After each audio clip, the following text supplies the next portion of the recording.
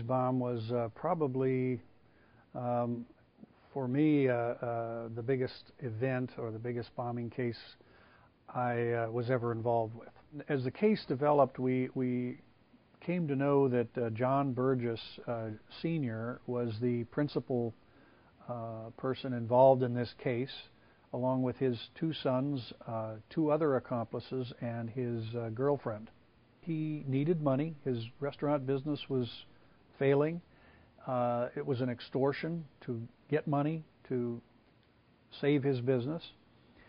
He chose Harvey's Casino because he had lost money there. He said in this very involved letter that the device could not be disabled or moved, and that if the demand was met, he would give instructions as to how to disable the bomb. This device was a pretty sophisticated, quite complicated piece of machinery, unlike anything we'd ever seen before or anybody in the bomb disposal business had ever seen before.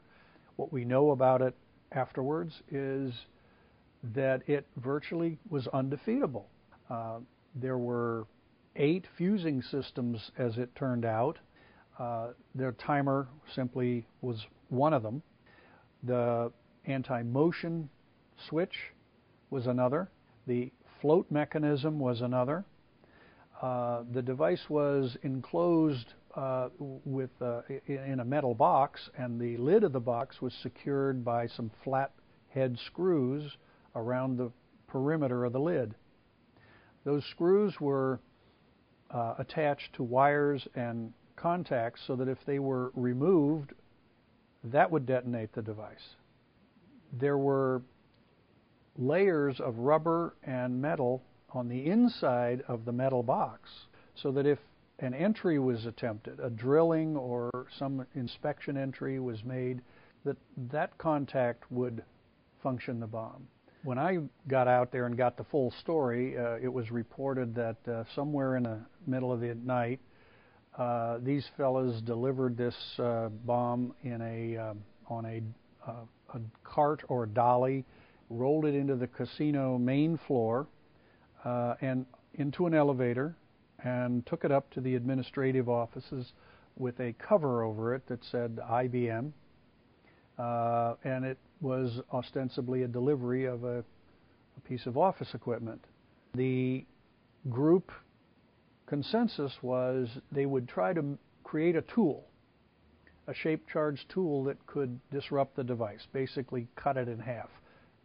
Take the brains and the top box away from the brawn and the bottom box.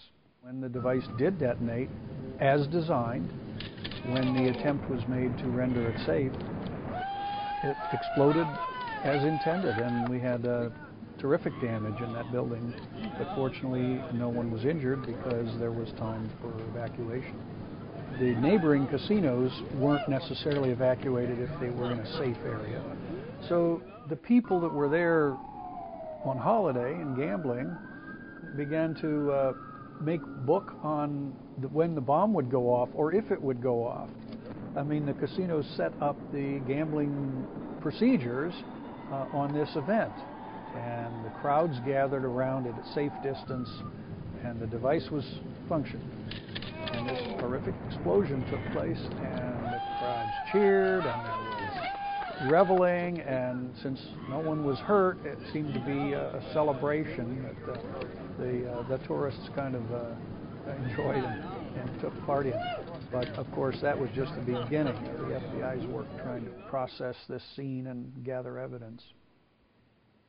After the blast went off, we had a little shock effect as to the magnitude of this crime scene.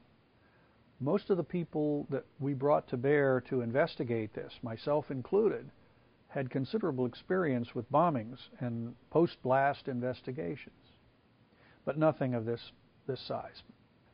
This was complicated by the fact that on a casino floor there were millions of dollars in negotiable instruments, money and casino chips,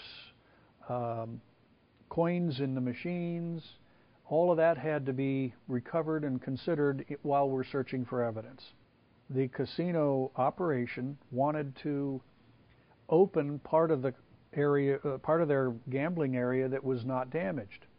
And they did build this big wall and put a big picture window in it so that the gamblers could watch the FBI process the crime scene for the next few weeks. From start to finish, this case was a learning experience for everybody. So as bad as it was, although no one was injured, it was really a beneficial training exercise.